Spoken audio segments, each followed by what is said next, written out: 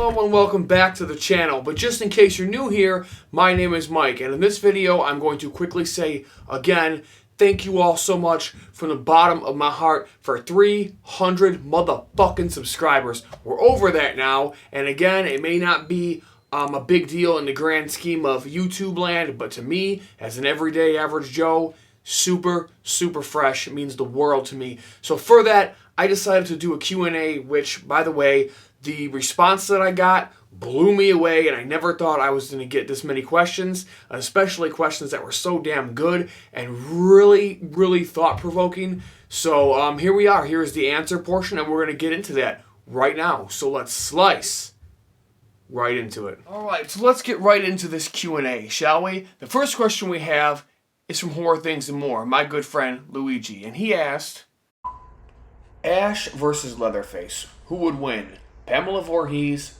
versus Norman Bates. Man, that's one hell of a question there. So first of all, we're going to tackle the who would win in a fight. Ash Williams or Leatherface? Man, that's a hell of a question, and I've thought about this, and it's almost kind of weird and awkward to pin them off against each other. Because tonally they're so different, and one's so far a horror comedy and so over the top, and the other one is much more grounded in reality and gore and kind of frightening and stuff like that. So it's kind of weird to pin the two off against each other, but ultimately, man, I'm giving this to Ash all day. It's not even close. Leatherface is a big, dopey guy with a chainsaw. Not much there. Yes, now Ash is also a big, dopey guy with a chainsaw.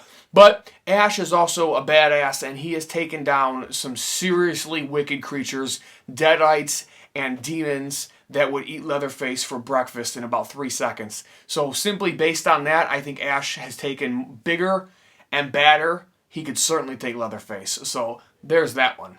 And his next question he asked me was, who would win in this fight? Pamela Voorhees or Norman Bates? Now this one really had me thinking because I feel like they both could have certain advantages against one another. Pamela being a mother and her being sweet, and she could use that innocence and that manipulative mindset to kind of mess with him, maybe get in his head a little bit, and would give her a chance to maybe get a sneak attack on him or to do a lethal blow. So I think she's got that going for her. But Norman Bates is an absolute psychopath, and I think he's a little bit more clever and a little bit more crafty than Pamela would be.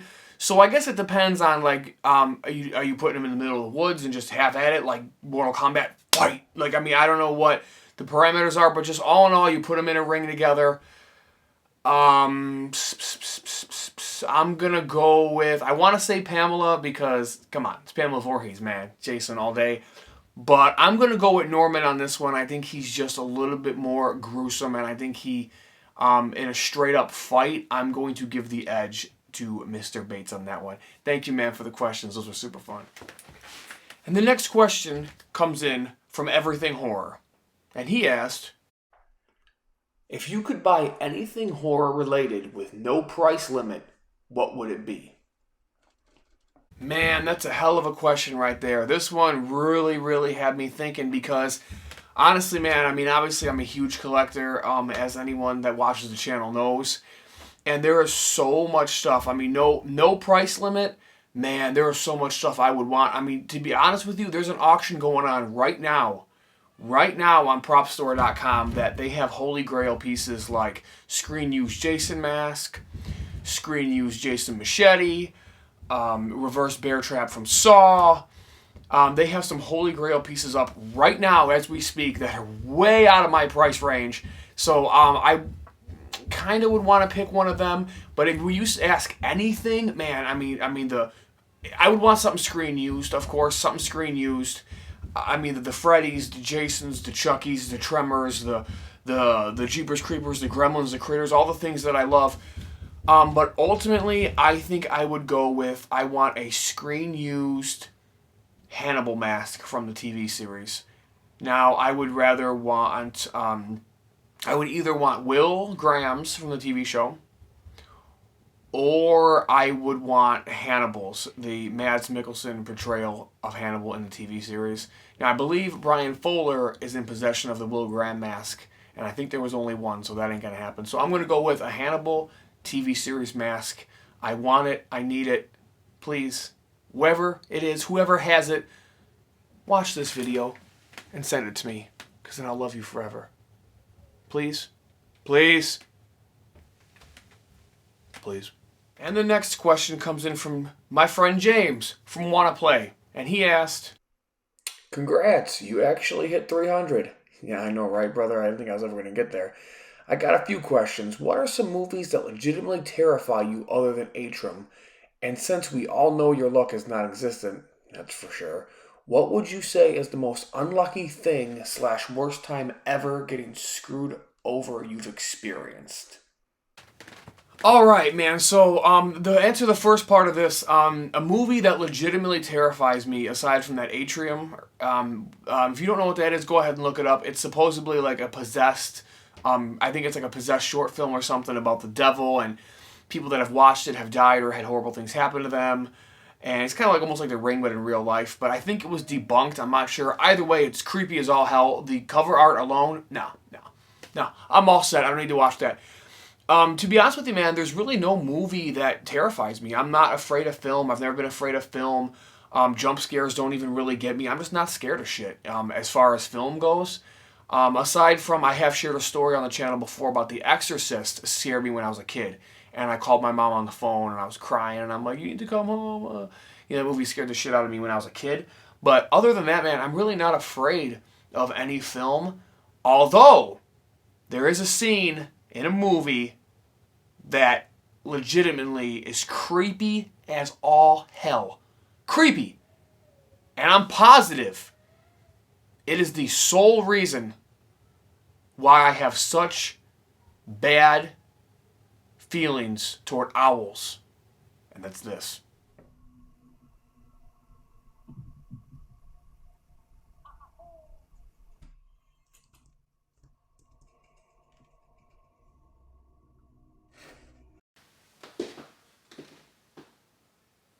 Well, look what we have here. You like scaring people in the middle of the night, huh, buddy? Do ya? Huh? You want to roll out on my floor? You want to make strange noises, huh? Huh? Go ahead, buddy. Make a noise. I dare you. I'll blow your feathers all over this room. Make a noise. Yeah, I didn't think so. Ha ha hoo.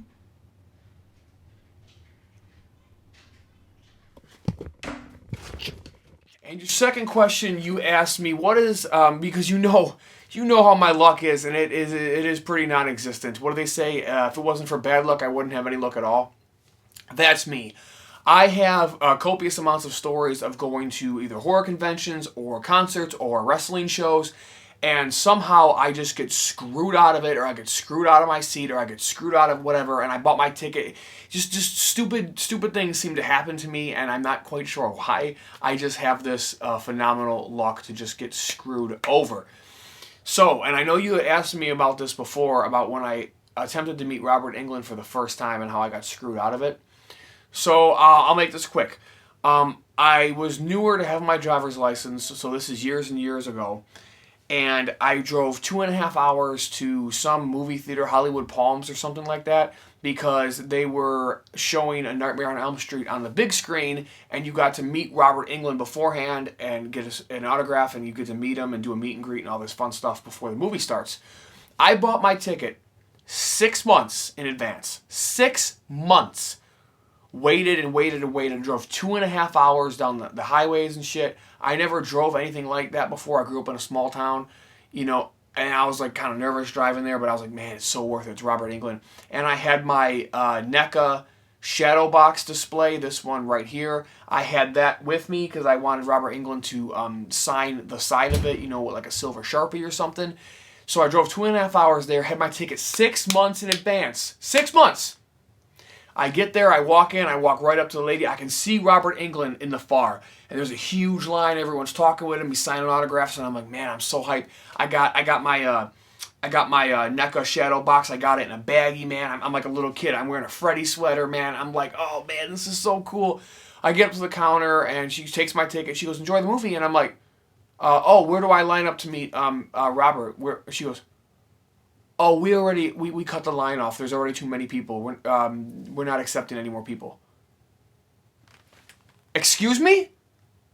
You're not what? She goes, oh, we're not accepting anybody else. The line's already too long. And I'm like, but I bought my ticket 6 months ago. She goes, no, sir, the ticket was only for you to reserve a seat for the movie, not to meet Robert Englund. And I said, no, it's not. I said, it says right on the website,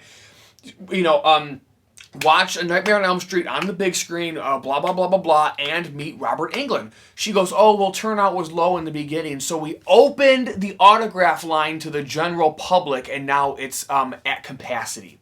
So let me get this straight.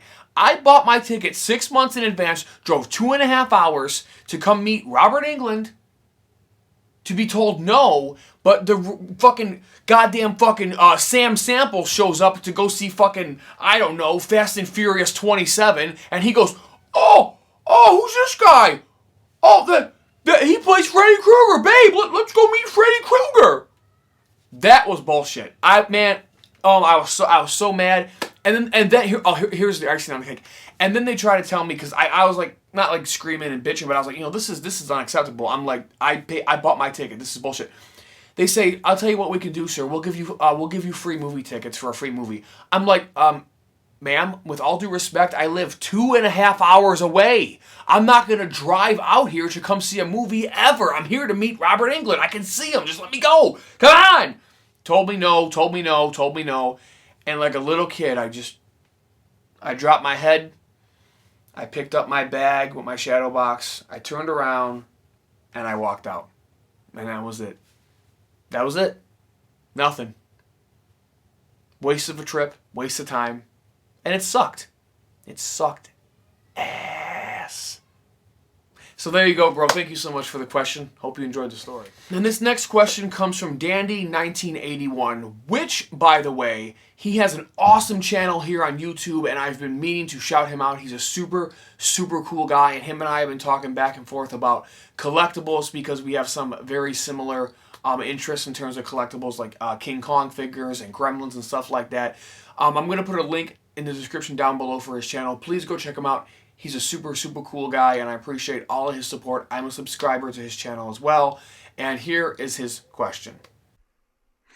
Got one. I'll even make it easy. I'm assuming you've watched your favorites multiple times. And if so, what was the first horror movie you watched twice? Man, that's a great question. It's kind of a tough one because I've seen, like you said, all of my favorite movies I have seen multiple times. I can tell you the movie I've seen the most is Freddy vs. Jason, but the first horror movie that I ever watched multiple times, I really had to go back in the memory bank for this one, but I'm pretty sure it's Child's Play 2. Child's Play 2 is the movie that I rewatched over and over as a kid. It was my favorite growing up. It's one of my favorites now. It's probably Child's Play 2 because I remember watching that, obviously as a teenager. I remember watching it as an adult. I remember watching it multiple times as a kid. In my parents' living room, I remember pulling it off the shelf at Blockbuster. I remember re-renting it at a Video Villa when I was old enough to rent R-rated movies and watching it again and again. So probably Child's Play 2. That's my best guess at least because I've been watching horror movies for literally as long as I can remember. So probably Child's Play 2. Thank you, man, so much for the question. I really appreciate it. And the next question is from Logan GD. Also been a long-time supporter of the channel, so thank you for that. And he asked, congrats on 300. My question is kind of weird. It is actually a would you rather question. Would you rather have the last 20 minutes of every movie you watched from this point on edited onto the beginning to be the first 20 minutes so you would always know how it ended before ever seeing the actual beginning, or have the last 20 minutes of the movie removed entirely so you wouldn't be able to know how it ended without looking it up or watching someone's YouTube video about the movie? Yeah, man, that's definitely a really good question. This one This one made me laugh, and this one actually legitimately stressed me out. You can ask my wife about this. I was thinking about this one in the car. We were going up to a concert. And I was thinking about this one, and I actually asked her, and we were debating it back and forth. You know, man, honestly, this one stresses me out because either scenario it makes me stressed, right? Like, it just stresses me out.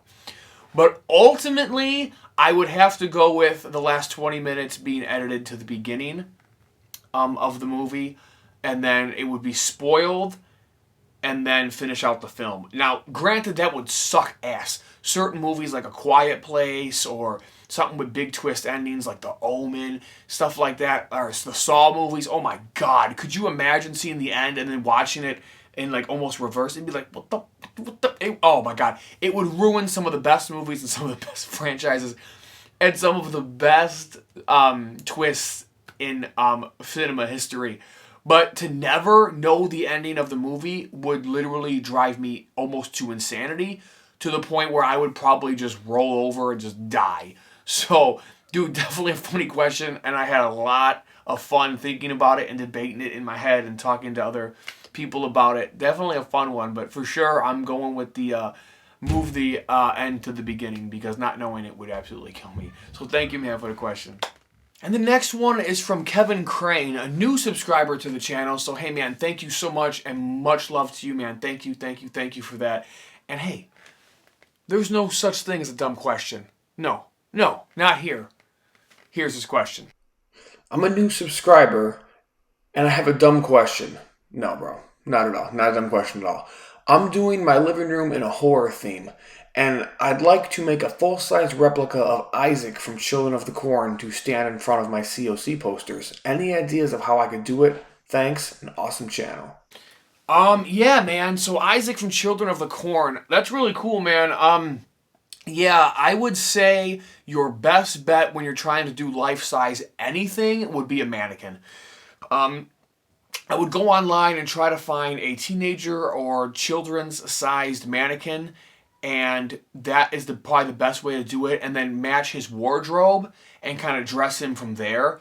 Now, it's been a long time since I've seen Children of the Corn, and I don't even think I've seen all of the films, so I'm trying to refresh my memory of who Isaac is.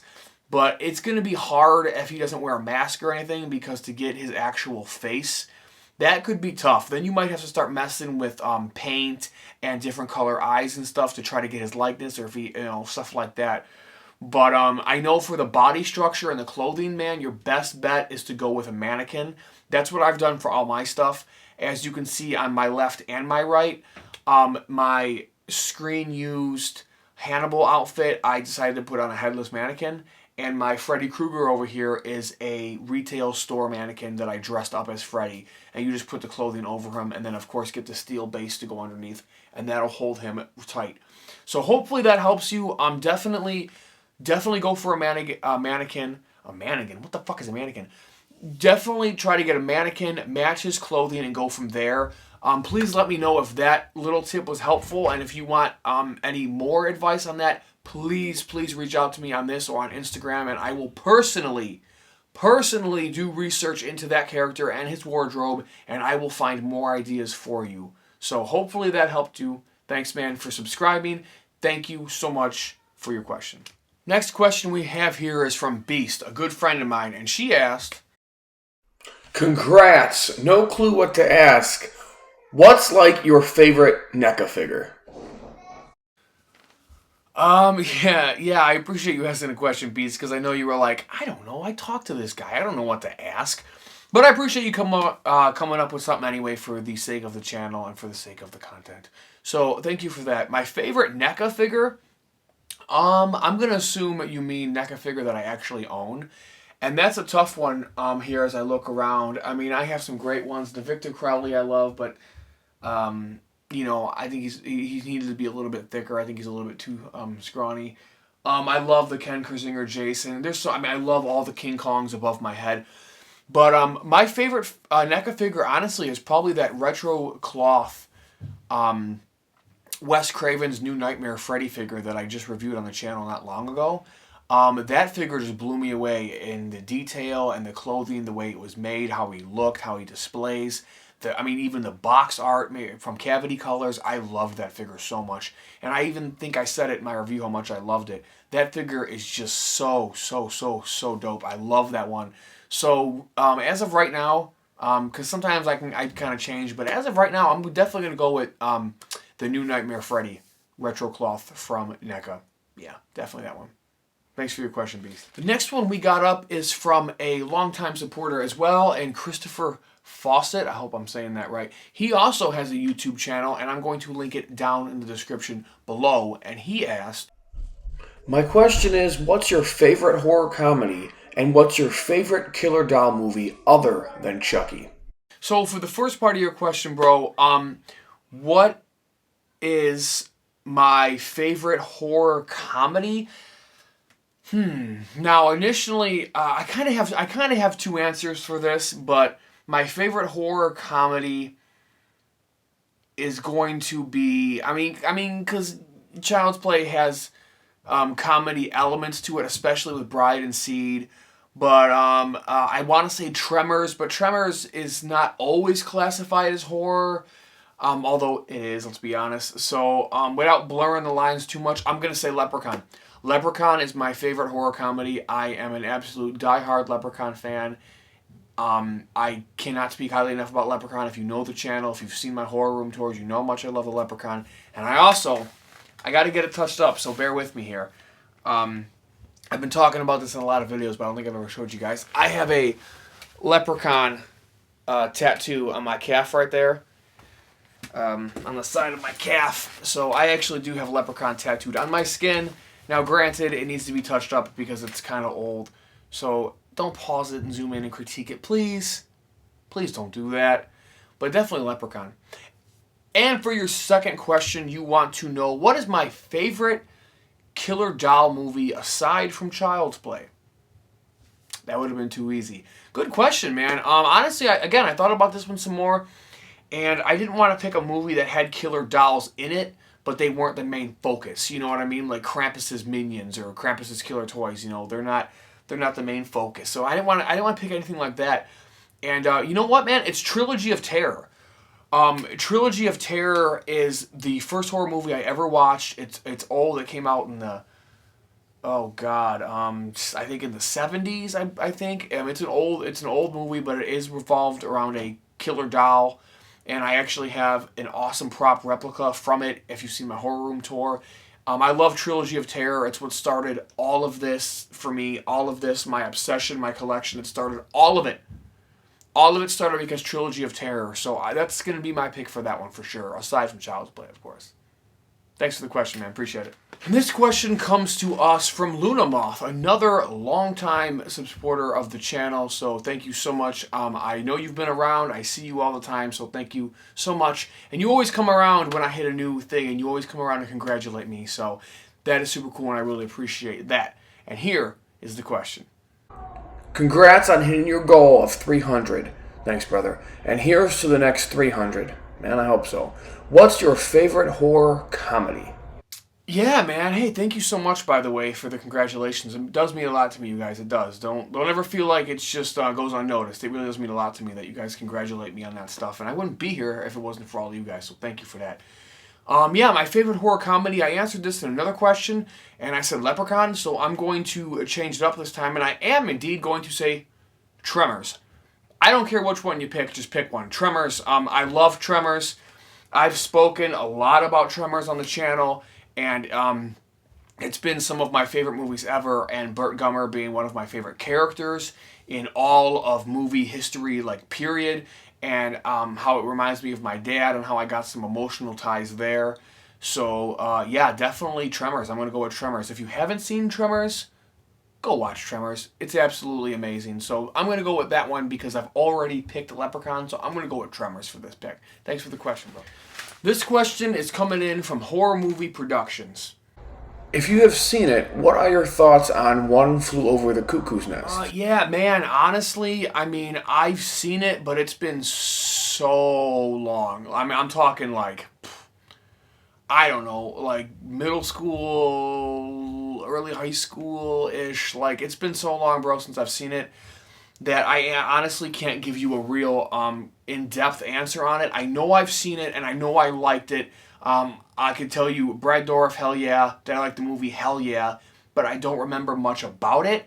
But I will do a rewatch. If you watch this and comment again and ask me to, I'll do a rewatch and give you a much better answer. So unfortunately, bro, I'm just being honest with you. It's been so long I can't remember, but I remember liking it, and it is a classic. So hopefully that was all right, man. Thank you so much for the question. This question comes from Steven Spencer, and he asks, "You ever take horror stuff from people as gifts?" Yeah. I mean, honestly, bro. I do like horror mystery box swaps and stuff, but that's with people that are friends, and I kind of know on a more personal level. As far as accepting gifts from people, it's something I've thought about. If the channel ever gets big enough, I will open a PO box, and if people want to send stuff. But ultimately, I never really want to do that because I'm not the kind of guy that likes to just sit back and collect free stuff from people. Because I just think it's like who the hell am I to sit here and just take, accept things from people like I'm somebody special. I'm just like everybody else. You know what I mean? I'm just a horror fan just talking into my cell phone right now. So yeah, no, not really. Not really. Maybe someday a PO box, maybe. But as of right now, not so much though. I appreciate the question. Comes in again from Steven Spencer. He had left a second question, and here's what he asked. Do you like meeting other horror fans like yourself? Yeah, man. Do I like meeting other horror fans? Yeah, of course, absolutely. It's one of the main reasons why I created this channel. If I stopped YouTube today and I just said, I'm done, fuck it, and just put an axe through YouTube and just quit right now, I would still be happy and hold dear the people that I have met, that I do consider friends and whatnot. So, yeah, of course I like meeting other horror fans. Sure, absolutely. I love meeting other horror fans, whether it be at a convention or, you just become friends down the line or whatnot. Yeah, of course I love meeting other horror fans. Now, do I want to go out of my way to meet horror fans? Yes and no. If someone hit me up and they're like, hey, man, I love your channel. I live in, Butt Crack, Mississippi. Let's meet up in fucking, Jerk Me Off, Oklahoma at BP so we can shoot the shit. Yeah, I don't know about that. I obviously have a lot to protect, and the world's crazy, and there's some creepy motherfuckers out there. So you just got to be careful at all times and watch who you decide to communicate with and who you're going to talk with and who you're going to, hang out with. You don't want any creepazoids in your life. You know what I'm saying? So you kind of got to be careful, man. But but if I'm at a convention and someone approached me or I'm just talking to other people in line, of course, yeah, why not? Absolutely. So yeah, I hope that answers the question, man. I appreciate your questions, and I'll see you in the next video. Thanks for the question.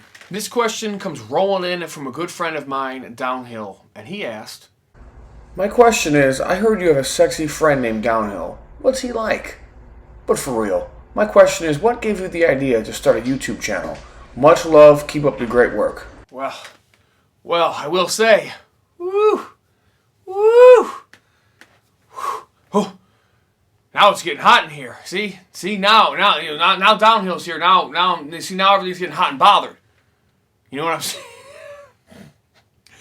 You know what I'm saying?